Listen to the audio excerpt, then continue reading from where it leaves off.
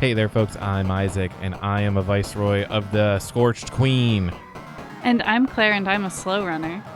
And this is Make That Game, where we pitch the latest, the greatest new video game ideas that will never be made, ever. Yeah. We just, like we said last week, pitch them and ditch them. I really like that. We do pitch them and we do ditch them afterwards immediately.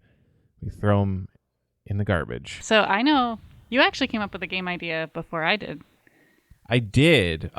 Dude, do we want to do any banter? Talk about GDQ? Sure, let's banter first. Or okay. Would that be like maybe that's our discussion topic? No, you said you had a discussion topic. I do, but we yeah, can also talk about GDQ. No, we can talk about GDQ for a little bit. I don't think it's going to be that long. Okay. Because I don't have that much to say other than, It sure was amongst all GDQs. Yeah. A GDQ. It did happen. We watched it. Wasn't enough Kirby. No, they did add a Kirby game, which I was happy about, and it was great. Yeah, Kirby and the Amazing Mirror. Mm-hmm. A game I've not seen before. Run by 3 people, co-op. Yeah, it was really fun. Yeah. I liked the Tears of the Kingdom run. Right at the end. Mm-hmm. Sorry, the Tears of the Kingdom. Yes, the Tears of the Kingdom. We learned we mispronounced it. Yeah, we were saying it's tears. an indie game. Nobody knows. They come up with such weird names, those indie games. Yeah, and Baldur's Gate was fun. Yeah, so that was interesting to me because I had never seen Baldur's Gate gameplay. I'd only seen clips from cutscenes. So I thought it looked more like Life is Strange or like The Sims. Like I really thought it was going to be more Life is Strangey. Oh. And I was could see how you could see that because that's what the cutscenes, like the character interactions are. Right. So I kind of was disappointed, honestly, in the way the gameplay looked. Folks, you heard it here first. Baldur's Gate 3, not the game of the year. Disappointing. Terrible, terrible game. Yeah. But yeah, I don't know. Do you have any other insights on GDQ this time around? I did watch. There was a segment where they were doing. They talked about submitting, like what you should think about when you submit. Oh, I missed that. And yeah, you were cooking, I think. Oh yeah, I'm this guy always cooking. Let him cook, they say. Let him cook. I didn't watch the whole thing. I was paying attention, sort of, and not. But it was kind of interesting. I never really thought about how you have to be really careful about how you submit and make sure that you're submitting. They were talking a lot about making it very clear why you like this game and also what makes the run interesting. So they recommended yes, you're going to submit the whole run, but use chapters because it's a YouTube video. Use chapters to designate private the a video. Cool, I think that's because they were talking about it on YouTube. So they're make sure you use chapters for all the cool moves that you do and you're explaining each move and write yourself a script. Don't just wing it and narrate over your game because you might forget to say one of the coolest things or you might forget a trick that you wanted to talk about. And I just thought that was really interesting because it's not just a lot of the top runners I'm assuming probably don't necessarily do a good narration, and so they're really, obviously you want people who are going fast, but that's why honestly a lot of the people don't have the record that are on GDQ, and it's because they're casting for can you describe what you're doing, right? And I'm not saying they're not good; they're all really good, and some of them do have the top score for a lot of games, but it's just that's not the most important part, right? You need to have showmanship. Mm-hmm. You need to be able to do some crowd work. Exactly. So that was interesting. Just interesting to think about because I had honestly just thought you'd just be yeah, look, I'm number 2 on speedrun.com. Yeah, that should speak for itself. Don't you want me? Yeah, but no, you gotta finesse it a little. And if somebody doesn't have a certain amount of riz and the run is very interesting, you can compensate for that with the couch. True. The couch can be very good. And honestly, sometimes the couch makes it, especially because I do think the runner, though they usually will describe stuff, they have to be very focused. Yes. And there's lots of times when they can't talk. That's actually, I remember I was kind of confused about the couch when I first watched GDQ and you explained it to me. You're well, they have to narrate the game because the runner is playing focused. The game and it's gamer mode. Difficult.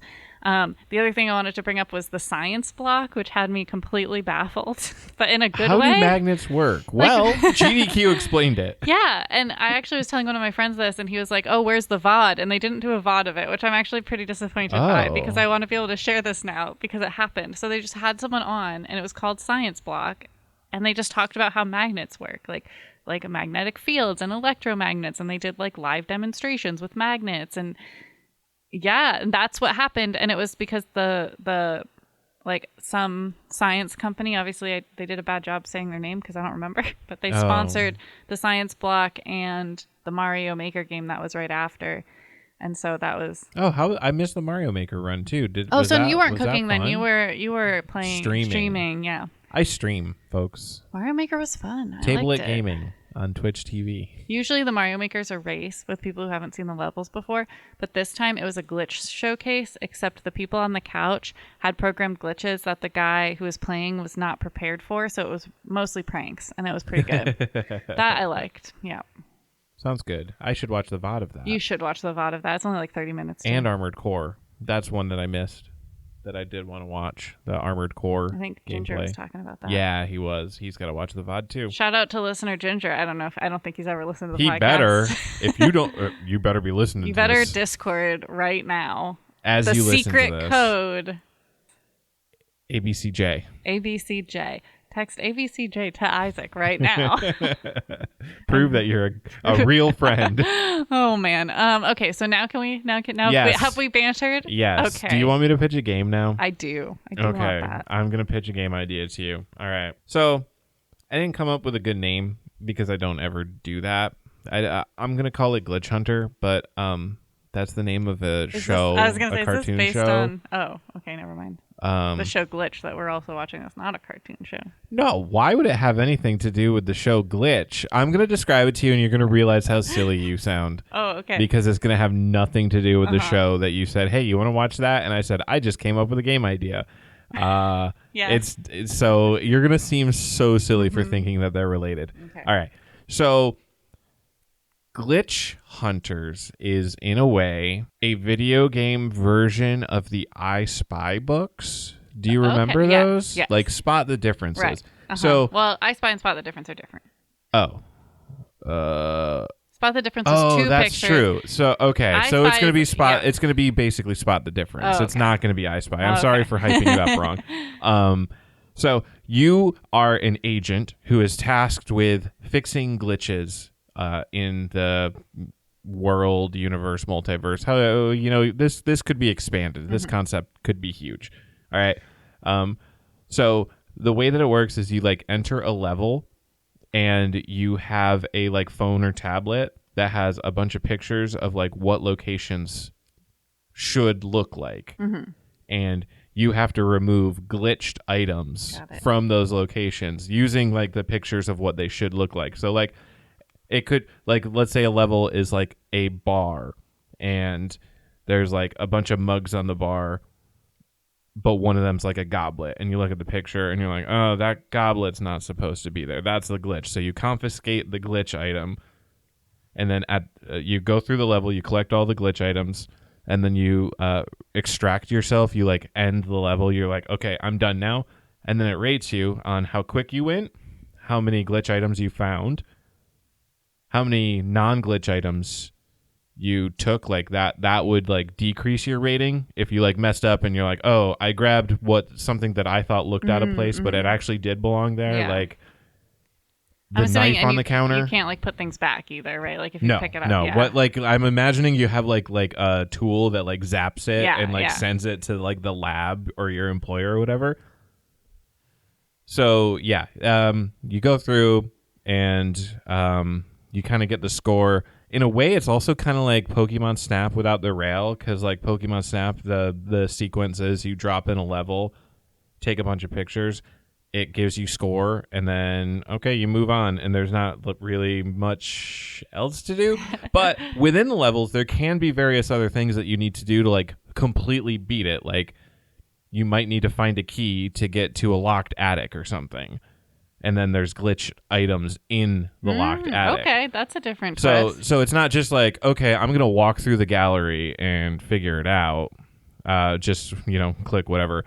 There could be like additional puzzles, and that's some replayability. There might be something that you can't do until like later. You might be able to get like specific power-ups, like increased range on your little portal gun that shoots glitches back. So like, if something's like at the bottom of a cliff and you're like, I know that's a glitched item, but I can't get down there safely. What am I going to do? Oh, this later on upgrade So this is like 3D. Yes. Okay. Yeah. This is like a first-person shooter kind of game. First or third, I don't think it really matters. First, easier to program. Don't Third, really need to most likely design to a throw character up. for. So. Yeah. So yeah, that's Glitch Hunter. Okay, I like it. Yay! I think it's cool, and yeah, I like your reference to Pokemon Snap. I forgot how boring that game was. You liked it. I liked it for like 2 days, a week, maybe a week. But all right. Well, just did we honk and bonk that one? Yeah. Oh, good. Oh, yeah. Well, good. Because the worst part is just that like it takes so long to upgrade the track, so you have to like keep going back and doing the exact same thing to get points, to hopefully get new events, and it's just like so tedious. But the idea is fun. It's a vibe. Anyway, yeah, I like that update, and nothing like the show. Actually, not at all. Can't even think of where you came up with that idea. Nothing like the show Glitch. The Australian hit show Glitch. Mm-hmm. Although, if listeners on started Netflix. watching it from season 1, they wouldn't actually know what we were talking about because the title of the show doesn't even happen actually, until that's true. That's season true. 3. Yeah, so I forgot about that. yeah, it's not a great show. I'm just gonna say that, but we like it. Everyone likes their junkie shows, but speaking of junkie, no. Hey, what a transition. No, do you have a pitch? Yeah, I mean it's fine for you to call it junkie because I came up with it at least like no more than 30 minutes ago. Yeah, but the listeners don't, and they don't need to, but I guess we're telling them now. We tell them all the time that we come up with these. I think it makes it more fun that these are just, sometimes we plan them, sometimes we don't, but we always have one. Yeah. So what's your excuse, listener? No, I'm kidding. You come up with any game idea. Isaac was actually saying that he wanted to make more games, and I said, I have this idea. You could just generate 3 random words, and then you could come up. But I can never make a game that we've said on this podcast because then we wouldn't be pitching them and ditching them anymore. Yeah, I think okay, sure, fine. Anyway, it would destroy the central conceit of the podcast. It's on the listeners' onus. On the listeners' onus. Is that a phrase? To make that game, we tell them to make the game. I think the rapid fire rounds we could make. I think the ones we pitch are the ones that we pitch and ditch. I think if they were shorter, if they were like small enough rapid fire round ideas, like I wouldn't be opposed to. That's what I'm saying. Throwing something together. Listeners, if you want us to make a game, send us emails. Really do. Anyway, my game is called 9 Month Cruise. Oh, that's that TikTok thing. Yeah. Wow. Yeah. Yeah. Is it a survival horror game? Oh, that would actually be great, but it's not. It's, well, kind of, actually. Would you call the Oregon Trail a survival horror game? I would call it a survival game. I don't think it has any horror going on. I mean, dying of cholera, I guess, is horrifying. Your entire family dying around you. Not in, like, the way that one, No. like, yeah. Anyway, so yeah, basically it's called 9 Month Cruise, but the idea is like it's the Oregon Trail. So you have to like buy supplies. Yeah. And move through the ship. Again, this was made so recently, and I am eepy, and so you don't have full details. Is this a great game? No, it's not. But here's what we've got. So I'm gonna tell you this: the game that you're about to describe is currently being made. Yeah, definitely. There will be a game that will be distributed on itch.io for free or $1 or something. Like it will It'll pass like raise around money for like orca whales or something. Something, yeah. No, this game is already the idea of 9 Month Cruise plus Oregon Trail like has already hit 700 million people. Yeah. So the reason I wanted it to be because I was. Basically what happened is after we watched our show, I watched a TikTok about 9 Month Cruise, and I'm like, that's my game. And I went through a couple iterations. I was like, is this Cruise Tycoon? That could be a way to do it. Is it, like the Sims Cruise? I don't know. So I'm just like thinking through different iterations, and I landed on this because it kind of combines like survival plus travel plus story plus like personalities. Because one of the important things about Oregon Trail that I really liked, and I played Oregon Trail 5, which was like, I think the final iteration of Oregon Trail, so it was the fanciest one. I think. I could be wrong on that, but it's definitely one of the later ones. Yeah, I would not be surprised if there was an Oregon Trail made in 2023. There's a board game and a card game. Oh, man. But I don't know if there's a game. Anyway, when you're picking your party, it defines how the trail goes. Like having a doctor is really helpful. have it, like if you have a ton of kids, it could be really tough. So like when you're selecting your group, that's part of the game. Isaac looks shocked at what he's found, so I'm curious. So the last... Okay, never mind. All right, I was going to say, so 5th edition in 2001, and then 2009, they did a DS one. And then 2011, they did a Wii and 3DS. There was a Wii one? I can't believe I never played. Oh, well, 2011. 40th anniversary edition. I wasn't, yeah. So, oh man, if I had played the Wii one, though, that would have been amazing. Yeah. I don't know what new features it adds, but yeah, 5th edition is effectively, as far as I'm concerned, the final one. PC, the other ones are non-canon. Okay. Well, anyway. Apocryphal. So I had Oregon Trail 5. I still have the CD, actually. Just it explodes on a current computer. Yeah, cannot I once got Oregon Trail working on a PSP, believe it or not. Wow. Anyway, so you select your like passenger list basically, and then you're on the cruise. And so yeah, like you got to pick supplies. Each leg. So you're playing as the manager of the cruise? Yeah. So again, like Oregon Trail, you're like the leader of the wagon. Okay. All right. Gotcha.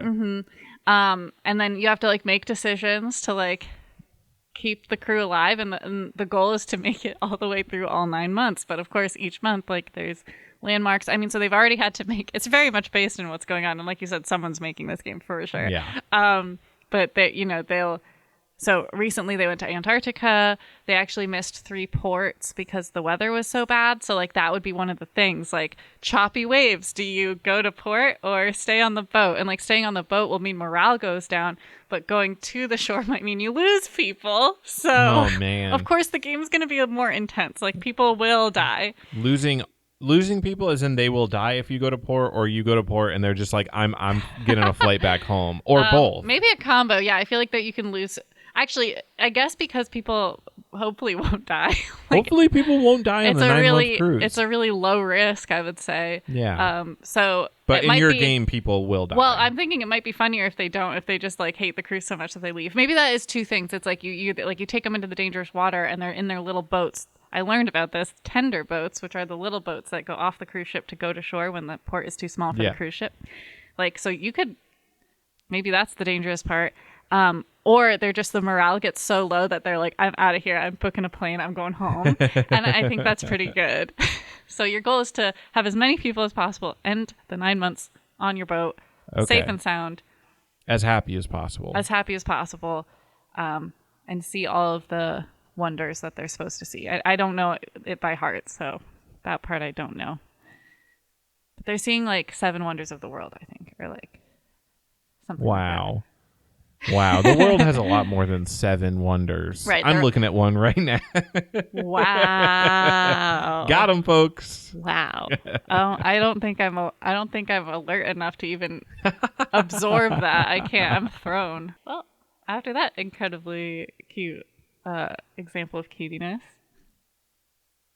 I'm done pitching my game. That's my game. Okay. 9-month cruise, the Oregon Trail. 9-month cruise. And then if people get on the cruise pregnant, they leave. Someone is pregnant on the cruise right now. No, why? They just found out they were pregnant like a week or 2 ago. Oh, so on the cruise? They have to get off the cruise. Really? You can't be. You have to be less than 23 weeks pregnant. So they could wait till they're 23 weeks, but then they have to leave.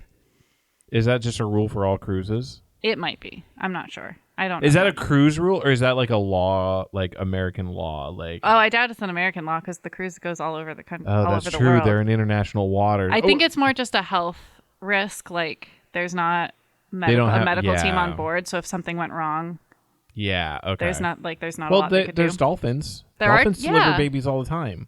Sure. Okay. Well, enough about the cruise.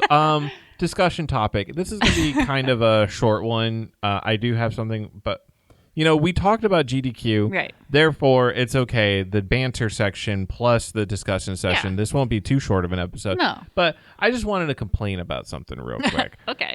Rants section. Didn't we do rants before? We have done rants. Let's do it. For a long time, the most interesting and thought-provoking game design discussions and like people pointing out like this is a cool feature of a game design that got my head ticking and whirring for like things to talk about and things to be able to talk about for like analyzing games myself, or if you ask questions, I'd often have something in my mind like, oh, I saw that a while ago, and whatever, and like people linking to their essays or passing around essays or like talks at game conferences and stuff. One of my primary sources of that was Twitter, a website which I have removed from my life for several months. So my game design, I've basically hit like a stasis of game design brain. I've not been involved enough in any other social media that has like as engaging of content, or where I found like where I can follow, because there was a bunch of game developers and designers that I followed. They would obviously be this is their stuff. Right. They talk about it all the time. I haven't gotten like a Blue Sky or Mastodon. They all went to different accounts on different social media sites. I never followed any of them on like Facebook or anything. And like the game dev and game design subreddits that I like follow are mostly from like a developer perspective. Like almost never does anybody ask or have something to talk about beyond developing. So I just real quick, side rant real quick. Okay. People always say everything's on Reddit, and that's just not true. No, and that's actually it's not. It's a mini rant, but that's. I'm sure that there is an active like game design in the sense that we talk about it like subreddit. That's not just about like, hey, should I use an entity component system? Should I use ECS in my game? Reddit, should I use Unity or Unreal? No. If you ask Reddit a specific wedding venue and you want people to talk about it, you might not get that. I'm just saying, I thought Reddit was supposed to have it all, and I just don't think that's true. Yeah. So, but my thesis here, I guess, is that if I seem less interesting or less have less exciting things to talk about lately, it's because Elon Musk specifically destroyed one thing that I loved in life. Elon Musk is ruining this podcast. He's folks. ruining this podcast. So this is my call to action. Yeah. Email us which rapid fire round games that you want to see us make. Yes. See if I can motivate myself to do that. B, tell me where you, besides our podcast, where you find game design discussions. And you can email us, makethatgamepodcast@gmail.com. You can also DM us on Instagram @makethatgamepod or TikTok @makethatgamepod. Yeah, tell me where like the design talk is hiding, not like the development of design. And I can say that I have actually found some on TikTok. I've shown it to you before. I figured that that's a decent format for like a lot of the concepts that would be conveyed, because like in that you can show like a portion of a game and be like, isn't it so cool how they made the ledges yellow or something, right? And that gives like the visual language for the players to instinctively know I can climb yellow surface. Like that's the kind of stuff that I would get in my feed all the time, and I'd be like, oh, let's talk about visual design language on the podcast, like that kind of stuff. Well, I've saved some for I've actually come up with some of mine, so I'll have to look into my Okay, backlog. So you've got a better source of it than I do right now. Which is wild. I'll have to try to actually like actively seek some people out, because I'll say my For You page is not a lot of games. It's some. But that's how I found Sticky Business, was one of the designers has a TikTok and was talking about it, and I really liked the way she was talking about the design. Like she talked about like when we beta tested it, like here's how people interacted with the time like metric, and like how we fixed it because people were like struggling with this part and we didn't expect that, or like there's another that's the kind of stuff that I used to get all the time, and then one man came in and karate chopped that away from me.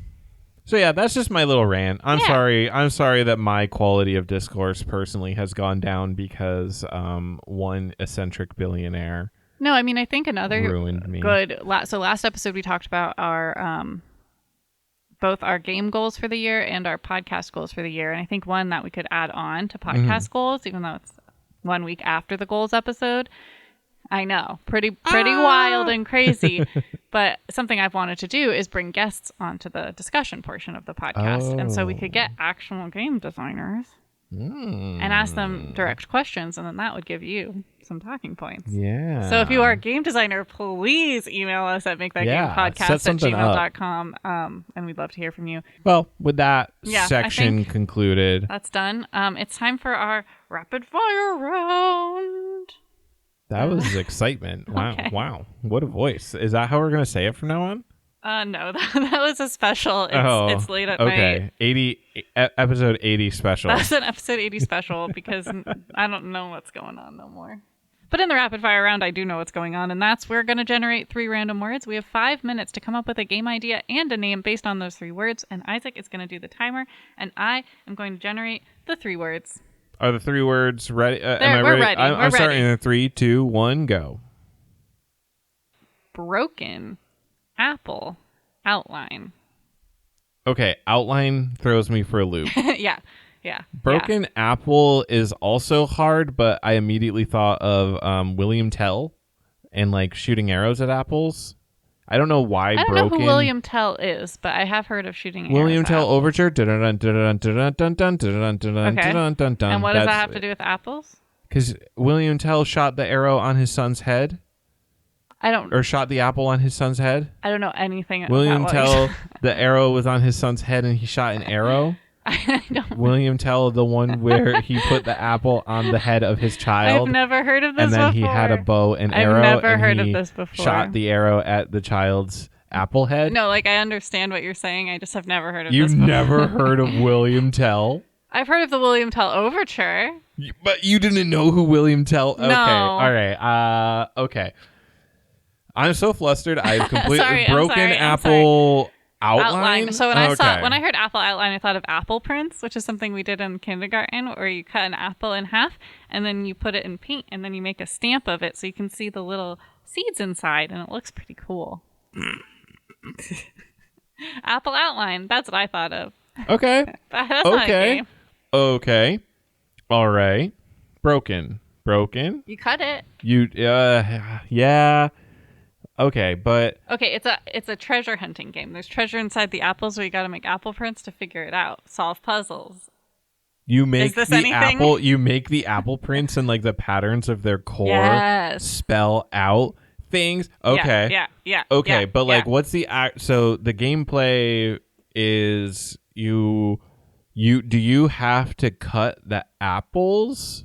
Oh, like Fruit Ninja style? Yeah. I think, you have to... There's like a Fruit Ninja phase. You have to collect the apples, then you have to fruit... You find all the level apples in the level, then you Fruit Ninja the apples, and then you dip the apples, but you have to put them in the right order. Yeah, yep.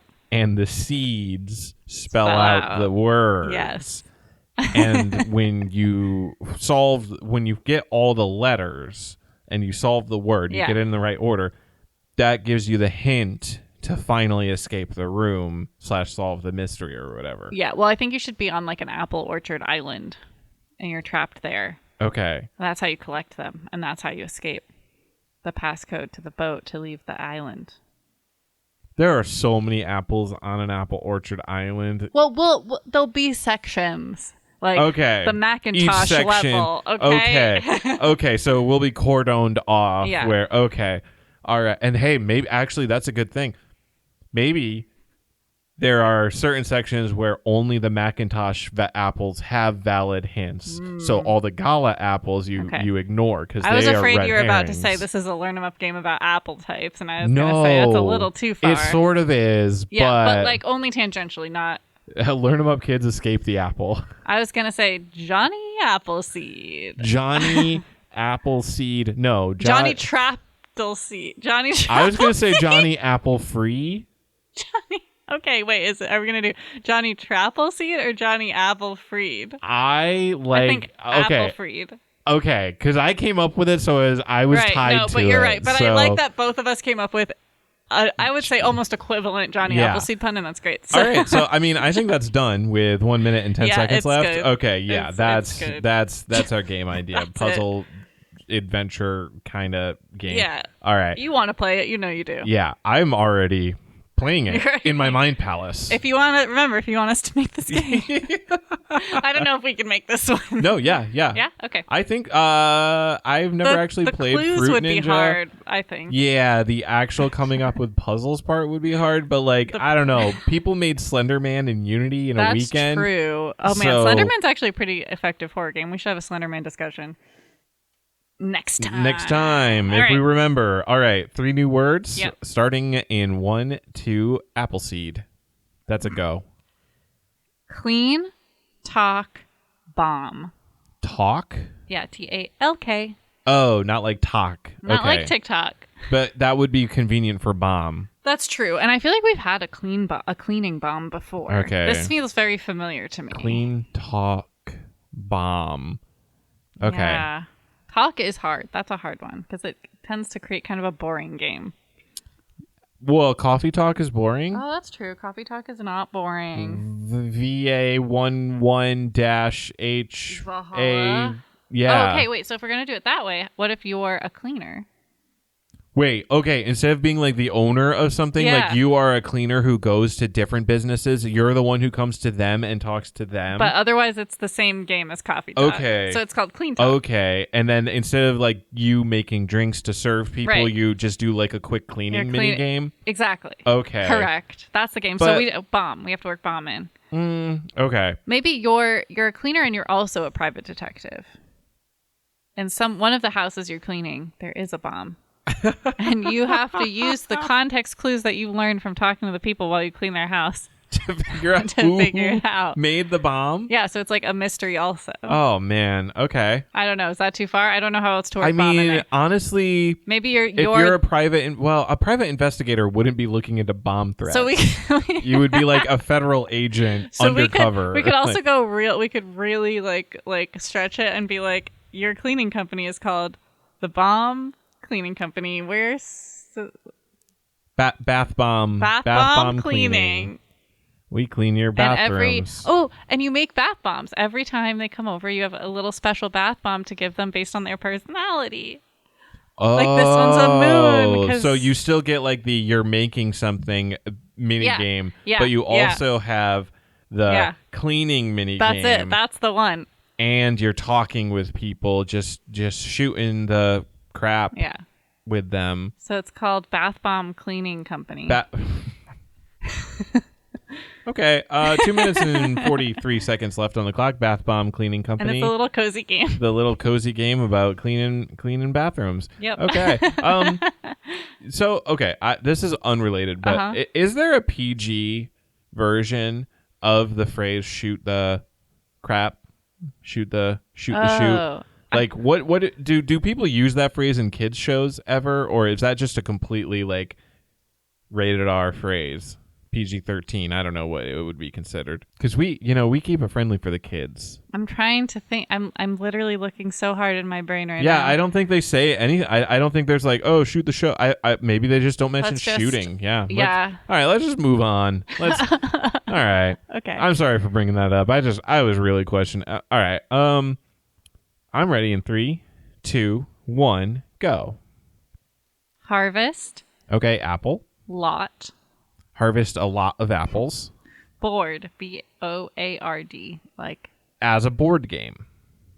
There is an apple picking board game, which I loved because of the tiny apples, and you get to put it in a tiny basket. And I don't know what's better than that. Nothing is better than that. Are there tiny trees that you pick them off of? Yeah. Little cardboard cutout trees with little platforms that you put apples on? So they might not be stand up, but there are trees. It's a really old game, but there are trees. There definitely are trees with like holes for apples. I just don't remember if they stand straight up or if they're flat. Okay. But still, very good. It's a very good. Yeah, that sounds really very good. Are we're making the computer version of that, or is that allowed? No, I guess because we're not doing the game design at that point. No, and I also don't remember any of the gameplay besides like you put apples in the basket. So, I think that's called harvesting. So we have to do that no matter what. Okay, how about it is harvesting apples? What is it? Harvest board. What was the other one? I don't remember the last one. I'm going to pull it up. Oh, lot. So it's just like hard lot. So here's it. So the board is a leaderboard at your apple farm, and you're trying to harvest the most apples. You want to harvest a lot. I feel like we've done this Also, wasn't it? Oh, one of my game ideas was like the apple god, and there was like it was really the apple deep. God. I actually came around to that one. I know I was really critical of it in the beginning, but I now look on it fondly. Good. I'm glad I brought you around to the anti-cozy fall apple god sacrifice. So I think game. you're thinking that we've done it already because you did that, and then we just made an apple game. But what if I don't know. I mean, yeah, it doesn't have to be apples. Nothing is saying apple. Okay. As long as there's a harvest, you farm in lots. What if it's city farm? Okay. Because it's an empty lot in a city. Yeah. You make a little community farm. Okay. That's the harvest part. Okay. The city board. Yeah. The board of the city. That's like a thing in politics, right? Like city level politics. They you have to keep doing things to their approval, and like they keep doing like trying to shut your little community garden down. And so you have to do things to like appease them or like battle against them. Like they'll add a new city code that says no one's there allowed in the community garden before 6 a.m. or something. No, I'm picking up what you're putting down. All right, so we there we go, and that's what's it called? That's the city board sucks. Okay. The community gardening game. No, you named it that. No, I don't have a better. How much time do we have left? We have 2 minutes, so like. Oh, okay. Something's rotten in the city board. The rotten core. Bad apples. Bad apples? Bad apples. Okay, bad apples. Okay, yeah, I'll take it with 1 minute and 40 seconds left on the clock. That's a win. Bad apples. Hey, if we have any listeners out there who like just really want to re-listen to every episode we've ever made and rank how many times my titles are used versus how many times Isaac's titles are used. Is that our scoring metric now? I just thought of it because is this a competitive game now? It always was, but it was you and me together against the clock. That's not competitive. But that's co-op. You just described a co-op. Yes. That's our game design discussion. Co-op versus competitive. I don't want to make it competitive, so never mind, I guess. I was just thinking how I have named a lot of them. And I was curious. Yeah, because I'm bad at names because I start every single episode where I start the pitches. I go, well, I didn't come up with a name for this one. Well, I couldn't really come up with a name for this one. Well, I didn't really come up with a name for 9-Month Cruise. I just named it what it is. So that's a way of naming. That's true. All right. I just named Glitch Hunters what Glitch Hunters was. That was a name. Anyway, now we're done. Yeah. Now the podcast is over. We've already talked about emailing us twice. We've done the whole thing. Okay, we're going to do it again. Well, I'm just going to say makethatgamepodcast@gmail.com. And you can find us on social media at makethatgamepod. And we are on twitch.tv/makethatgame. We will be going live before the end of January because that's part of our goals. Mm-hmm. It has to happen. We can't fail our goal in January. No, and it's going to be me playing Angry Birds for the first time. And when I say first time, I mean I have never seen the gameplay of this. I only know what the birds look like. I don't even know what I'm supposed to do with the Angry Birds. I always think it's like Flappy Bird. I'm told it's not. So take with that what you will. And if you heard a game today that you think needs to exist in this wide world of ours, we encourage you to get out there and make that game.